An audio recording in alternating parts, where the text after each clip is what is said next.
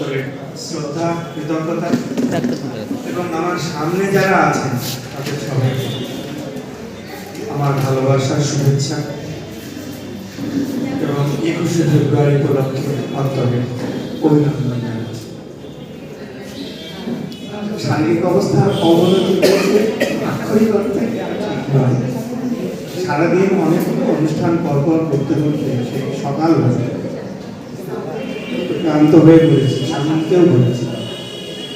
কিন্তু যেহেতু একটি নতুন সংস্থা, একটি নতুন ধরনের পরিকল্পনা এবং সাংবাদিক সহ বিভিন্ন গুণী মানুষ এই দিনটিতে সাধারণত আমরা দেখে থাকি সাহিত্যিক, কবি যারা আছেন তাদেরকেই শুধু সম্বর্ধিত করা হয়, কিন্তু আজকের এই ব্যতিক্রমী অনুষ্ঠানে তরুণ প্রজন্মের ভাবনাটাকে আমি অভিনন্দন জানাচ্ছি এবং ওদের পাশে না দাঁড়ানোটা ঠিক হতো না।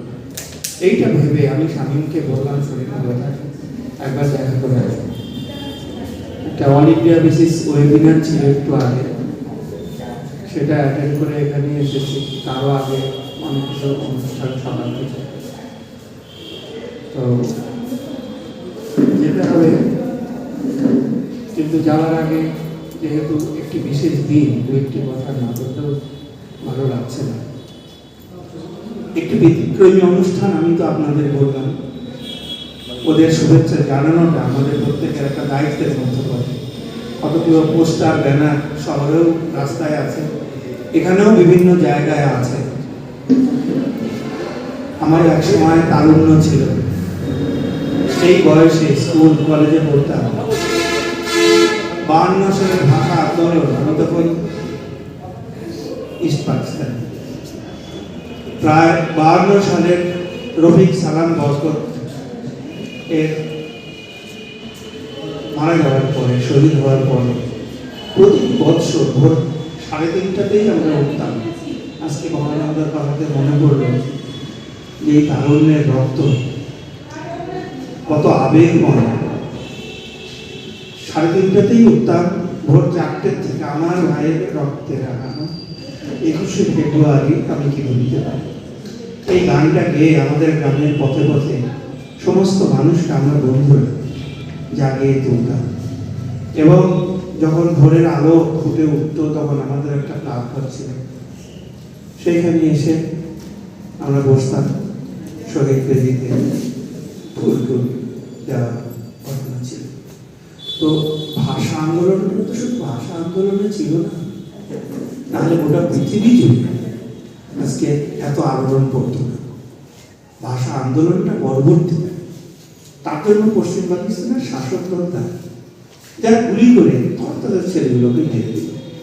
পূর্ব পাকিস্তানে শতকরা 63% লোক বাস করে যারা বাংলায় কথা বলে, আর পশ্চিম পাকিস্তানে উর্দু ভাষাভাষী লোক 63 বাদ দিলে যা থাকে 37। ভূপেন্দ্রনাথ দত্ত ব্যারিস্টার লাহোরের অধিবেশনে সেখানে তিনি বললেন যে তোমরা এটা করো না, অন্তত এটা করো যে তোমাদের এখানকার জন্য রাষ্ট্রভাষা উর্দু হোক, আমাদের বাঙালি তাদের জন্য বাংলা ভাষা রাষ্ট্রভাষা হোক, না হলে আমাদের নিরক্ষর মানুষ এরা বুঝবে না। তখন তো এগুলো ছিল না, টেকনোলজি ছিল না, তথ্য প্রযুক্তি ছিল না, মোবাইল ছিল না, ইন্টারনেট ছিল না, কম্পিউটার ছিল না। এই কথাটা পশ্চিম পাকিস্তানের শাসক তারা মানলেন, গুলি করে ছেলেগুলোকে মেরে দিল। আগুন হয়ে গেল পূর্ব পাকিস্তান, একেবারে আগুন। ভাষা আন্দোলন এদের সঙ্গে আমাদের মিলবেই না। দ্বিজাতি তত্ত্ব মানে হিন্দু মুসলমান ভিত্তিতে ভারত ভাগ হয়েছে, কিন্তু দেখা গেল হিন্দু মুসলমান ভিত্তি নয়, হিন্দু হোক বা মুসলমানই হোক, যেই হোক না কেন, মায়ের ভাষা সেই যদি কেউ আমার মুখের থেকে কেড়ে নিতে চায় তাহলে সেখানে হিন্দু মুসলমান সব এক হয়ে যায়। আর এক হয়েছিল বলেই এই ভাষা আন্দোলন পরবর্তীকালে 71 সালে মুক্তিযুদ্ধে রূপান্তরিত হয়ে গেল। 30 লক্ষ লোক তাদের রক্তে গঙ্গা, যমুনা, মেঘনা লালে লাল হয়ে গেল। 1 কোটি লোক আশ্রয় হারিয়ে, ঘর বাড়ি হারিয়ে আত্মীয় স্বজন আপনজনকে হারিয়ে ভারতে এসে আশ্রয় নিল। আমাদের বিশ্ববিদ্যালয়ে যে কত বোনেদের, আমাদের ছাত্রীদের উপর অত্যাচার হয়েছে, সে কথা আজকে আমি বলতে আপনারা শিউরে উঠবে। এগুলো তো দেখা, এইসব ঘটনার ভেতর থেকে বাংলাদেশের জন্ম হয়েছিল। তো ওরা আজকে যে তারুণ্য দেখাচ্ছে এই যে মুক্তি, এই রায়গঞ্জে 1998 সালে রফিকুল ইসলাম, আব্দুল সালাম কানাডায় থাকতেন, বাংলাদেশের ছেলে। তারাই প্রথম বলেছিলেন যে কেন এত লক্ষ লক্ষ লোকের মৃত্যু হলো, 1 কোটি লোক গৃহ হারালো, আশ্রয় হারালো, ঘর বাড়ি পুড়ে ছারখার করে দিল। একটা মাইনরিটি এরিয়া যারা ডমিনেট করছে আমাদের অ্যাডমিনিস্ট্রেশনে, তারা এটা করলো। আর সেইটাকে ঐতিহাসিক ঘটনা বলে কেন বিশ্ব জাতিসংঘ ইউনেস্কো স্বীকৃতি দেবে না? তারা আবেদন করলেন, কর্তৃপক্ষ বললেন না, রাষ্ট্রশক্তি রিকমেন্ডেশন লাগবে। বাংলাদেশ ভয় পেল, রাজি হল। তখন তো আবার অন্য 98 সালে কিন্তু সেই ঘটনা, রাজনৈতিক ঘটনা অন্যভাবে গড়িয়ে গেছে, পারল না। ইন্ডিয়াকে বলল, তারাও পিছিয়ে গেল। এরকম বহু ঘটনা আছে। যাই হোক, 17 নভেম্বর 99 সালে ইউনেস্কো প্যারিসে যার হেডকোয়ার্টার স্বীকৃতি দিল। মানে এটা মেনে নেওয়া হয়েছে যে ভাষার আন্দোলনটা কিভাবে একটা দেশকে নাড়িয়ে দিয়েছিল, যে ধর্ম ভিত্তিতে যে দেশ ভাগ হয়ে গিয়েছিল, সেই দেশ হিন্দু মুসলমান সবাই মিলে ধর্মের ভিত্তিটাকে মানলই। তারা ভাষাটাকেই মানল, ভাষাকে প্রাধান্য দিল, এমনকি জীবন দিল, রক্ত দিল। তাহলে এই ঘটনাটা ঐতিহাসিক ঘটনা, বিশ্বের ইতিহাসে বিরল। বিরল মানে অনেক ধর্মযুদ্ধ হয়েছে, অনেক রেশারেশি হয়েছে, অনেক কিছু হয়েছে। ভাষার জন্য এত বড় ঘটনা পৃথিবীতে আর ঘটে। ডকুমেন্টস ইনভাইটেশন হলো, শেষ পর্যন্ত বাংলাদেশ কর্তৃপক্ষ এগিয়ে এলেন। আমরা দেখলাম যে গোটা পৃথিবী জুড়ে যার যার মাতৃভাষা পালিত হচ্ছে, গোটা পৃথিবী জুড়ে আজকে পালিত হচ্ছে। শুধু আমার বাংলা ভাষা বলে নয়, আমাদের অন্ধ্রপ্রদেশে, তামিলনাড়ুতে তামিল ভাষা, কর্ণাটকে কানাড়ি ভাষা। কিন্তু দুর্ভাগ্য, 6000 ভাষার মধ্যে 6000 গোটা পৃথিবী জুড়ে অবলুপ্ত ভাষা। গত 50 বছরে প্রতি 15 দিনে একটা করে ভাষা অবলুপ্ত হচ্ছে। কি করে হচ্ছে? আজকে এই যে অনলাইনে আমরা পড়ছি, পড়াশোনা করছি, আপনারাও করছেন, অনলাইনটা এসেছে technological advancement for linguistic and cultural diversity. এই যে কথাটা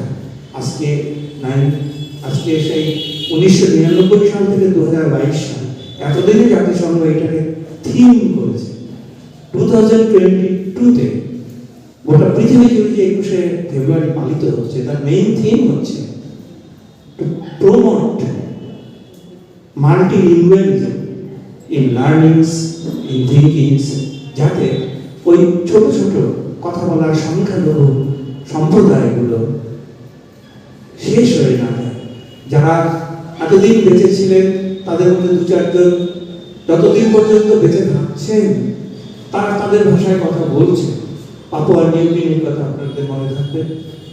আমেরিকার যারা ল্যাটিন আমেরিকা, যেখানে প্রায় রেড ইন্ডিয়ানস ছিল, ওদের কত ভাষা ছিল, হারিয়ে গেছে সব। মাত্র 194টা ভাষা আছে, কয়েকশো ভাষা, প্রায় 899টা ভাষা সেখানে ছিল। 194টা ভাষার মানুষ এখন কথা বলে। আমার আপনার ছেলেরা, যাদের জেনারেশন, এই নিউ জেনারেশন বাংলায় কথা বলতে চাচ্ছে, বাংলা স্কুলে পড়তে চাচ্ছে। আমরাও চাইছি না, কারণ অল ইন্ডিয়া বেসিসে কম্পিটিটিভ পরীক্ষা দিতে হবে। একটু ইংরেজিতে কথা না বললে, হিন্দি ভাষাটা না শিখলে তখন করে চলবে। আমাদের বাংলা মিডিয়াম স্কুলগুলোর দুর্দশা হচ্ছে। কিন্তু দেখিয়ে দিয়েছে কোভিড-19। এই কোভিড-19 ইন্ডিয়াতে, এই টেকনোলজিক্যাল অ্যাডভান্সমেন্টে অনলাইন অভ্যস্ত হয়ে উঠেছি আমরা। এটাই আমাদের বাঙালিদের বাংলার বাঁচার কথা। তো পশ্চিমবঙ্গের উপরে ভরসা খুব কম। তারুণ্যের আবেগ দিয়ে অনেক কিছু করতে পারি, কিন্তু পশ্চিমবঙ্গে গত কয়েক দশক ধরে আমরা আন্দোলন করেছি। এখন তো একটু ক্লান্ত হয়ে পড়েছি। এই রায়গঞ্জেতে কত ডিএমের অফিসে গেছি, মিউনিসিপ্যালিটি অফিসে গেছি, সাইনবোর্ডগুলো ঘরে ঘরে দোকানদারগুলোকে বলেছি ভাই বাংলায় দাও। কর্ণাটকে যাই সেখানে তো সব কানাডি ভাষা, বাসে উঠতে যাই কোনটা গাড়ি কোথায় যাচ্ছে কিছুই বলতে পারি না, না আছে ইংরেজি না আছে বাংলা, শুধু কর্ণাটকের কানাডি ভাষা। তামিলনাড়ুতেও তাই, উড়িষ্যাতেও তাই, যাবেন কোথায় শুধু বাংলা, বাংলায় কাছে চলছে না। মানে পশ্চিমবঙ্গ তারা বলছে, এখানকার শিক্ষাবিদরা এখানকার অনেকেই বলছে যে তাহলে সর্বভারতীয় ক্ষেত্রে আমার ছেলে মেয়ের ভবিষ্যৎ কি হবে, যোগাযোগ কি হবে। তাহলে অন্যান্য অন্যান্য স্টেটে তো এটা হয়েছে যে অ্যাটলিস্ট এটা হোক যে অন্তত আমার বাংলা কম্পালসারি, বাংলাটা কম্পালসারি ল্যাঙ্গুয়েজ করো। এই 3 ল্যাঙ্গুয়েজ যে সিস্টেম আছে রুলস আমাদের এডুকেশনে, তাহলে তার মতো অন্তত স্টেটের যে ল্যাঙ্গুয়েজটা সেটা অ্যাটলিস্ট কম্পালসারি হোক। মুখ্যমন্ত্রী মমতা বন্দ্যোপাধ্যায় এটা জোর করে আইসিএসসি সিবিএসসি-কে বলে দিয়েছেন যে তোমরা ইংরেজি করো, হিন্দি করো, যা কিছু করো ল্যাঙ্গুয়েজ, এই ত্রিভাষিক যে পরিকল্পনা তার মধ্যে অন্তত বাংলাকে কম্পালসারি করতে হবে, না হলে আমি আইসিএসসি সিবিএসসি স্কুল চালাতে পারি। এইটা হচ্ছে স্টেপ। এইগুলো স্টেপ আজকে এই যে তরুণরা ঘরে ঘরে গিয়ে দোকানে দোকানে গিয়ে বলতে পারবে যে তোমার ভাই ইংরেজি তুমি রাখো, কিন্তু উপরে একটা বাংলা সাইনবোর্ডে বাংলাটা রাখো। বাসে কোন বাস কোথায় যাচ্ছে না যাচ্ছে স্টেট লেভেলে সেটা আছে, কিন্তু অন্য লেভেলে যেটা এ রাজ্য থেকে সে রাজ্য যাচ্ছে সেখানে তো বাংলাটা না। বিহারে তো আছে। কাজে ভাষাটাকে আবেগ দিয়ে শুধু ভালোবাসলে হবে না, শহীদের তর্পণে আজকে এটাও প্রতিজ্ঞা নিতে হবে। নিউ জেনারেশনের উপরে ভরসা করি বলেই আজকে আপনাদের কাছে আবারও এসেছে অনেক আশা নিয়ে। আপনারা নতুন দিগন্ত দেখাচ্ছেন, নতুন মাত্রায় আপনারা উন্মোচিত হচ্ছেন। এটাই আমাদের আশার কথা যে আমাদের নিউ জেনারেশন কিন্তু একটু ঘুরে দাঁড়ানোর চেষ্টা করছে। ভাষাকে বাঁচাতে গেলে বাংলাদেশ বাঁচাবে, আমরা পারি না পারি। 30 কোটি বাংলায় কথা বলে গোটা পৃথিবীতে, 5ম স্থান বাংলা। আমাদের এখানেও তো তার মধ্যে অন্তত 13 কোটি লোক আছে। আমাদের 13 কোটি লোক কি ঘুরে দাঁড়াবে না? সর্বভারতীয় ক্ষেত্রে সমস্ত ভাষার প্রতি সমান সম্মান দেব ঠিকই, কিন্তু আমার ভাষাটাকে অবজ্ঞা করে আমি যখন এখানে দাঁড়িয়ে কথা বলি, যদি হিন্দি ভাষী কেউ আসে তার সঙ্গে হিন্দিতে কথা বলার চেষ্টা করি, যদি দক্ষিণের কেউ আসে কোনো সফটওয়্যার ইঞ্জিনিয়ার, কোনো ব্যাংকের অফিসার, তার সঙ্গে ইংরেজিতে কথা বলি, কিন্তু কখনো তাকে বাধ্য করি না তুমি বাংলায় কথা বলো, না হলে তোমার সাথে কথা বলবো না, আমার কোনো ট্রানজাকশন তোমার সাথে হবে। কিন্তু ওখানে হয়, ওখানে কিন্তু ওদের ভাষায় কথা বলতে না পারলে ওখানে কিন্তু এন্ট্রি দেবে। আমাদের ছেলেরাও তো ওখানে চাকরি করে, বাঙালি শিখতে হচ্ছে, নাহলে ব্যাংকের লোকেরা কথা বলে না ওদের সঙ্গে, ইংরেজিতেও কথা বলে না, হচ্ছে কানাড়ি ভাষা শিখতে হবে, নাহলে তোমাদের সঙ্গে কথা বলবে না। আর ওখানে তো মহারাষ্ট্রে তো এমন হয়েই গেছে যে ওখানকার ডোমিসাইল মহারাষ্ট্রের মতো হবে, না হলে সরকারি চাকরি, স্টেট লেভেলের সরকারি চাকরি। এই যে অসুবিধা, এই অসুবিধা ভেতর থেকে আসতে হবে, শুধু আবেগ দিয়ে একটি দিন পালন করতে হবে। সাধুবাদ জানাই, শুভেচ্ছা থাকলো। তোমরা তরুণ, তোমরা ইচ্ছা করলে অনেক কিছু করতে পারো। আর অভিনন্দন যারা পাচ্ছেন প্রত্যেকেই গুণী মানুষ, শরীরটা খারাপ লাগছে, সারাদিন কথাবার্তা বলেছি, এই জন্য শরীরটা একটু খারাপ লাগছে, ওষুধ খাওয়ার সময় বেরিয়ে গেছে। একটা ছুটি চাই, জানি কাজটা ভালো হচ্ছে, তবুও দীপক ভাই আছে এখানে, কতগুলো আছে এখানে, সবাই আছেন আপনারা।